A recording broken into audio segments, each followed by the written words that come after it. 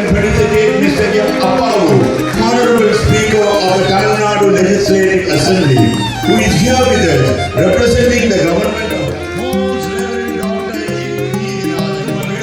ஆயரின் ஆலோசனை Excellency Most Reverend Manoj Reddy, the Apostolic Nuncio to India and Nepal.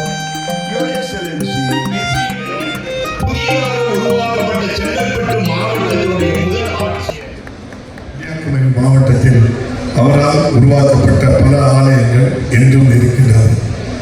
எவ்வளவு ஒரு பெருமை பெற்ற மண்ணாக இந்த தமிழ்நாடு இருக்கிறது என்றால் அவருடைய பாதப்பட்ட பகுதி புண்ணிய பூமியாக இருக்கின்ற காரணத்தினால தமிழையும் தமிழ்நாட்டையும் யாரும் நெருங்கி கூட பார்க்க முடியாத அளவுக்கு இன்று தமிழகம் தலை நிமிர்ந்து நிற்கின்றது.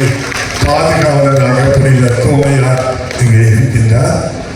அந்த அளவுக்கு ஒரு இந்த மண் ஒரு புனிதமான அற்புதமான இந்த மண் நம்முடைய மாண்புமிகு மறைந்த முதல் பாரத பிரதமராக இருந்த ஜவஹர்லால் நேரு அவர்கள் 1930 முதல் 33 வரை 3 ஆண்டு கால சிறையிலே இருக்கின்றார்.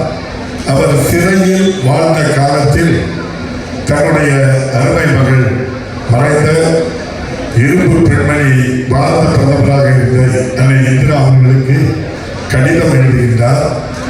அந்த கடிதங்களை எல்லாம் 3 ஆண்டு கால கடிதங்களை தொகுத்து கிளின்சன்ஸ் ஆஃப் வேர்ல்ட் ஹிஸ்டரி அப்படி என்று ஒரு தலைப்பிட்டு உலக வரலாற்றின் காட்சிகள் என்று அவர் எழுதப்பட்ட அந்த ஆங்கில புத்தகத்திலே நம்முடைய புனித தோமையார் அவர்கள் கிபி 52ஆம் ஆண்டு இந்த மண்ணுக்கு வந்து 72ஆம் ஆண்டு வரை அவர் ஆற்றிய பணிகளை பற்றி குறிப்பிட்டு அவர் சொல்வது என்ன சொல்கிறார் என்றால், இவர் இந்த மண்ணிற்கு கால் பதித்த பின்பு நாகரிகம் பண்பாடு சமூகத்தில் ஒரு உயர்ந்த நிலையை உருவாக்குவதில் முதல் புள்ளி வைத்தவர் தோமையார் என்று சொல்லி ஜவஹர்லால் நேரு அவர்களுடைய புத்தகத்தில் குறிப்பிட்டு எழுதியிருக்கிறார் என்று சொன்னால், எந்த அளவிற்கு நம்முடைய மறைந்த ஜவஹர்லால் நேரு அவர்கள் உலக அளவு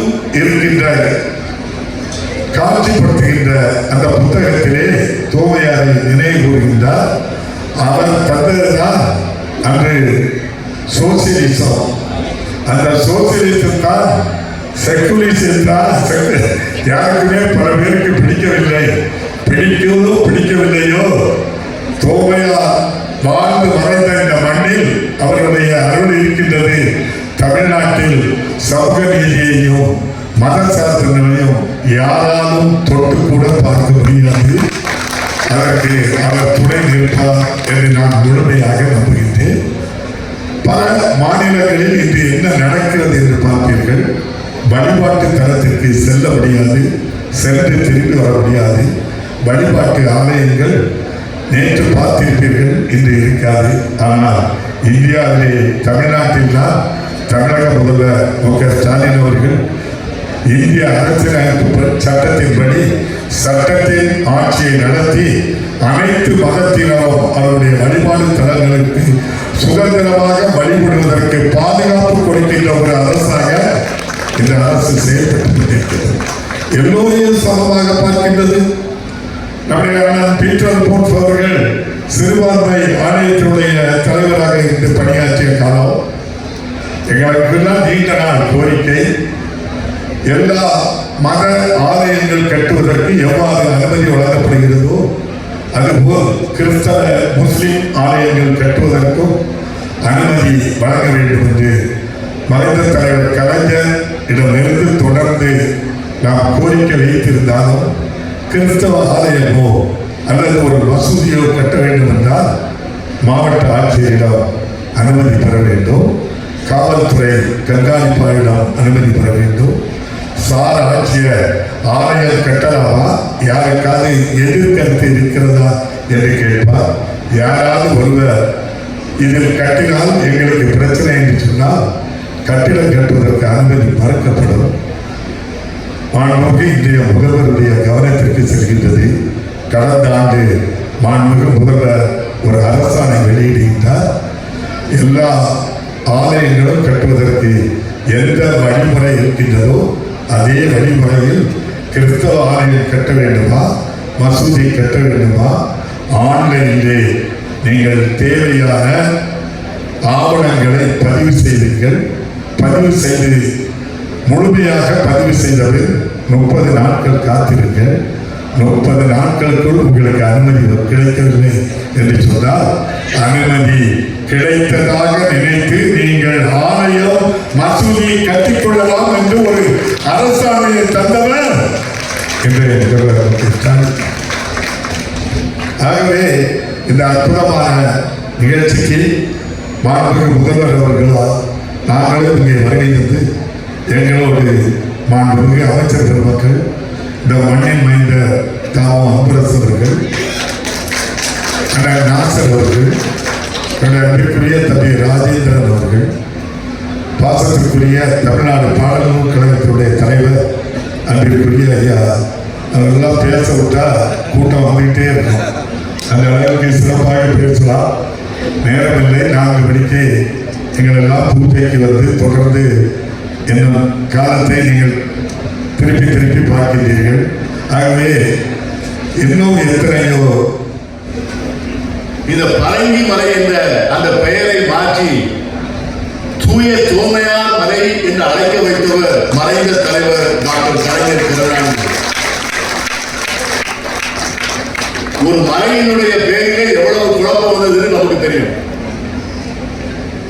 ஒரு மலைக்கு பெயர் வைப்பதால், அந்த பெயரை மாற்றி வைப்பதால் அதன் மூலமாக ஒரு மதக்கலவரம் வந்துவிடாதா என்கிற நப்பாசையிலே எவ்வளவு முயற்சிகளெல்லாம் தமிழகத்திலே நடந்து வருகிறது என்பதை பார்க்கின்ற போதுதான் எவ்வளவு தொலைநோக்கு பார்வையோடு ஒரு அற்புதமான தலைவர் இப்படியெல்லாம் ஒரு காலத்தில் வந்துவிடக்கூடாது, அதை நாம் இருக்கும் போதே அதை தூய்மையார் மலை என்று அரசாங்க ஆவணத்திலே பதிவு செய்ய வேண்டும் என்று அதை பதிவு செய்தார் அல்லவா? அந்த மாபெரும் தலைவரை நான் நன்றியோடு இந்த நேரத்திலே நினைக்கிறேன்.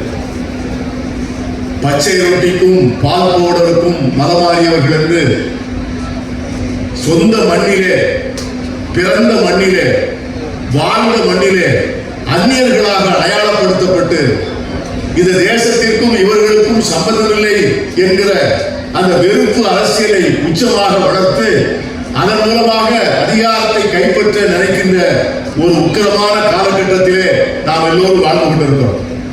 இது பேசுகின்ற போது கூட இந்த திருப்பதியிலே மறைவுரையாற்றிய நம்முடைய அப்போஸ்தலிக் நன்சு அவர்கள் ஒரு அருமையாக சொன்னார்கள், we have come to a time where the Christians of India will be asked to sacrifice என்று ஒரு வார்த்தை சொன்னார். ஒரு காலகட்டத்திற்கு வந்திருக்கிறோம். தோமையாரை போல இன்று வாழ்கின்ற கிறிஸ்தவர்களும் தங்களுடைய சத்திய திருமறைக்காக தியாகம் செய்யக்கூடிய ஒரு சந்தர்ப்பம் இன்று இந்தியாவிலே வரக்கூடிய வாய்ப்பு இருக்கிறது என்பதை இன்று காலத்திலே திருப்பலியிலே மறைவுரையிலே சொன்னார். அப்படிப்பட்டவர்களுக்காகத்தான் இந்த திருத்தலம் இன்று எழுந்து நிற்கிறது. இந்த திருத்தலம் 2000 ஆண்டு சரித்திரத்தை சொல்லுகிறது. ஏதோ ஆங்கிலேயருடைய ஆட்சி காலத்திலே அதிகாரத்திற்கு பயந்து, அது தருகிற சுகத்திற்கு பயந்து மதம் மாறியவர்கள் அல்ல. இவர்கள் 2000 ஆண்டுகளுக்கு முன்னால் இங்கே விதைக்கப்பட்ட விசுவாசத்தின் வித்துக்கள் என்பதற்கு என்றும் சாட்சி சொல்கின்ற ஒரு நிரந்தரமான அடையாளமாகும். It is a permanent monument to speak about the Christian faith that is 2000 years old. இதற்கு முன்னாலேயே இந்த மைனர் பசிலிக்காவாக மாற்றிக்க வேண்டும். இது காலம் கிடந்தது என்பது என்னை பொறுத்தவரை ஒவ்வொரு முறையும் இங்கே வந்து பார்க்கின்ற போது இப்படிப்பட்ட ஒரு வாய்ப்பு வேறு ஏதாவது ஒரு நாட்டிலே கிடைத்திருந்தால் அந்த திருத்தலத்தை எப்படியெல்லாம் உயர்த்தி இருப்பார்கள் என்று நான் சிந்திப்பது உண்டு. ஆனால் இன்று நம்முடைய ஆயர் நீதிநாதன் அவர்களுடைய பெரிய முயற்சி, அதற்கு முன்னாலே ஆயராக இருந்த நம்முடைய பேராயர் சின்னப்பா அவர்கள், நம்முடைய பேராயர் ஜார்ஜ் எந்தோணிசாமி அவர்கள் எல்லோரும் எடுத்த முயற்சி இன்று ஒரு பெரிய வெற்றிக்கனியாக வளர்ந்து இந்த அற்புதமான ஒரு காவியமாக இங்கே வளர்ந்திருக்கிறது.